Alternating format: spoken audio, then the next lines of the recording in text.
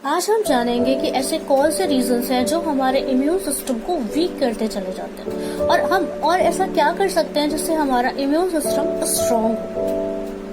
कई बार हम बहुत स्ट्रेसफुल, फियरफुल, एंग्शियस या हम कहें कि नेगेटिव इमोशंस को लाइफ में एक्सपीरियंस करते हैं। उस कंडीशन में हमारी बॉडी में स्ट्रेस हार्मोन यानी कि कॉर्टिसोल सीक्रेट होता है जो हमारे इम्यून सिस्टम को नेगेटिवली अफेक्ट करता है।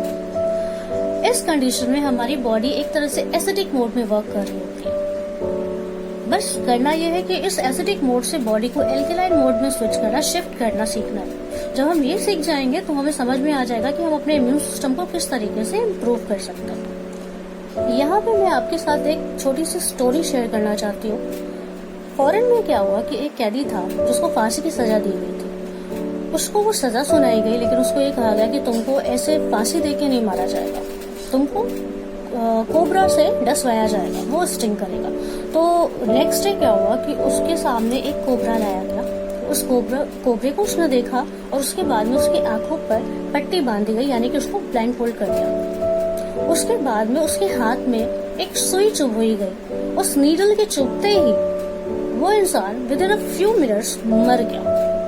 और आप यकीन नहीं करेंगे, पोस्टमार्टम रिपोर्ट में जो जहर, जो पॉइजन कोबरा की बॉडी में होता है, वही पॉइजन उसकी बॉडी में पाया गया। आप समझ सकते हैं कि जो एंजाइटी और जो डर है उसका लेवल क्या हो सकता है कि जो नहीं भी हो रहा है ना वो भी हो गया। मीन्स हमारी बॉडी में हमारा जो ब्रेन है ना वो ऐसी क्षमता रखता है, उसकी कैपेबिलिटी इतनी ज्यादा है कि वो जो चाहे ना वो हमसे करवा सकता है। मीन्स कि अगर हम चाहें, अगर हम बीमार हैं तो हम सिर्फ अपनी सोच के दम पे, बिना डरे, बिना चिंता किए, बिना एंग्शियस हुए, नेगेटिव इमोशंस को अगर हम एक्सपीरियंस नहीं कर रहे, अगर हम पॉजिटिव इमोशंस को एक्सपीरियंस कर रहे हैं तो हम बड़ी से बड़ी बीमारी को जीत सकते हैं, उससे जीत सकते हैं और बिल्कुल हेल्दी और स्वस्थ हो सकते हैं।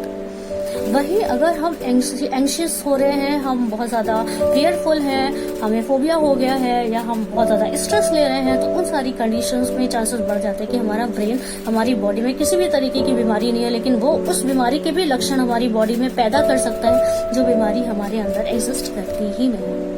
तो सिंपल चीज है, इस चीज को समझना है कि हमें बहुत ज्यादा एंग्शियस नहीं होना है। इस कंडीशन में हमें एंग्जाइटी नहीं लेनी है, हमें कोशिश करना है कि हम इस सिचुएशन से जल्दी कोप अप करने की कोशिश करें और पॉजिटिवली बाहर निकल करके आए। तो जो डिस्पेंजा ने एक बुक लिखी है, यू आर अ प्लेसिबो, उन्होंने इस बुक में भी इसी बात का जिक्र किया कि हम अगर एंग्शियस हैं तो हमारा जो रिकवरी है ना वो स्पीडी नहीं होती, हमारी हेल्थ नेगेटिवली अफेक्ट होती है।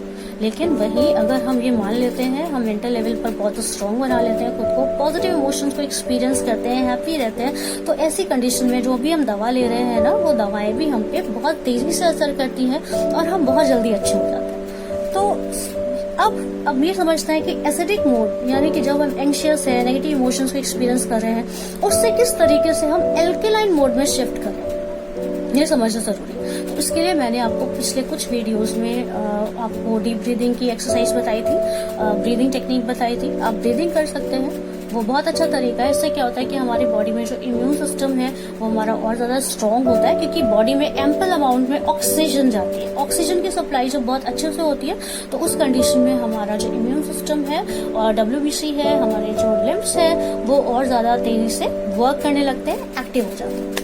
सेकेंड थिंग क्या है कि हम एक्सरसाइज कर सकते हैं। एक्सरसाइज करने से हमारी बॉडी में एंडोर्फिन यानी कि फील गुड हार्मोन सीक्रेट होता है। ये हमें जल्दी से जल्दी रिकवरी करने में हेल्पफुल होता है। तो एटलीस्ट 30 मिनट्स और 15 मिनट्स अगर आप डेली एक्सरसाइज करते हैं, वॉक करते हैं, तो डेफिनेटली आप देखेंगे कि आपकी हेल्थ दवाओं के साथ में और एक्सरसाइज के साथ में, ब्रीदिंग के साथ में धीरे धीरे इम्प्रूव होती जाएगी। विजुअलाइजेशन टेक्निक भी मैंने आपको पहले इंट्रोड्यूस की है पिछले कुछ वीडियोस में, तो मैं आपको जो कि डिस्क्रिप्शन बॉक्स में मैं लिंक शेयर कर रही हूँ वो भी आप देखें और कोशिश करें कि इस तरीके की विजुअलाइजेशन टेक्निक की हेल्प से भी आप अपने आप को एल्कलाइन मोड में बनाए रखने में सक्सेसफुल हो जाएंगे।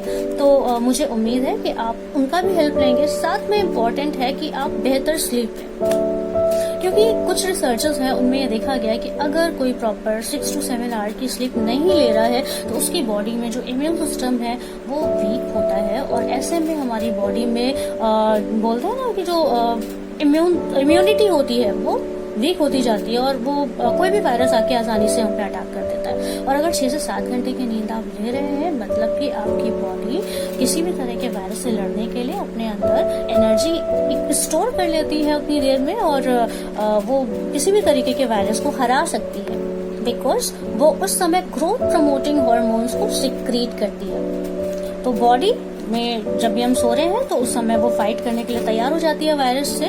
तो 6 to 7 आवर की स्लीप जरूर लें। ये स्लीप आइडियल स्लीप कही जा सकती है। तो sleep is very important at this state. Next मैं बात करूंगी पॉजिटिव थिंकिंग। थिंकिंग पॉजिटिव होना बेहद जरूरी है। अगर आपकी थिंकिंग पॉजिटिव नहीं है देन आप देखेंगे कि धीरे धीरे आप एल्केलाइन मोड से एसिडिक मोड में बहुत जल्दी पहुंच जाएंगे, देर नहीं लगेगी, और फिर आपके ऊपर कोई भी वायरस बहुत जल्दी अटैक कर देगा। तो कोशिश कीजिए कि अगर आप स्वस्थ हैं तो आप अपने आप को एल्केलाइन मोड में बनाए रखने के लिए ढूंढिए क्या कर सकते हैं पॉजिटिव थिंकिंग के लिए, और क्या कर सकते हैं सोचिए। गुड बुक्स, अच्छी बुक्स पढ़िए, अच्छा लिटरेचर पढ़िए, फेमस पर्सनालिटीज जो आपको इंस्पायर करती हैं, आपको मोटिवेट करती हैं, आप ऐसी पर्सनालिटीज के बारे में पढ़िए। आप पॉजिटिव कोट्स पढ़िए, मोटिवेशनल कोट्स पढ़िए। ये सारी चीजें ना आपको एल्केलाइन मोड में बने रहने के लिए, मेंटेन करने के लिए, आपकी बॉडी को इस मोड में आपकी बहुत हेल्प करेंगी। तो मुझे लगता है कि अगर आप इन सारी टेक्निक्स का सहारा लेते हैं तो डेफिनेटली आपका इम्यून सिस्टम तो स्ट्रॉन्ग होगा ही, साथ में आप अपने आप को एल्कलाइन मोड में बनाए रखेंगे, यानी कि अटैकिंग मोड में रहेंगे। एसिडिक मोड यानी कि डिफेंसिव मोड में नहीं जाएंगे कि किसी भी तरीके का वायरस आप पे जल्दी अटैक करे। तो मुझे लगता है कि ये टिप्स आपको बहुत ज्यादा हेल्प करने वाली है, और आई होप कि आप इन टेक्निक्स को समझे होंगे और ये भी समझे होंगे कि किस तरीके से, कौन से रीजंस की वजह से हमारा इम्यून सिस्टम वीक हो जाता है और इस तरीके के वायरस से लड़ नहीं पाता। तो हम कोशिश करें कि हम एंजाइटी ना लें, हम स्ट्रेस ना लें, हम फियर फील ना करें, हम डरे नहीं, सावधानी रखें। इट्स वेरी इंपॉर्टेंट कि हम प्रिकॉशंस लें, मास्क लगाएं, दवा लें, कड़ाई करें, सोशल डिस्टेंसिंग का पालन करें, लेकिन एट द सेम टाइम ये भी जरूरी है कि हम एल्केलाइन मोड में बने रहें।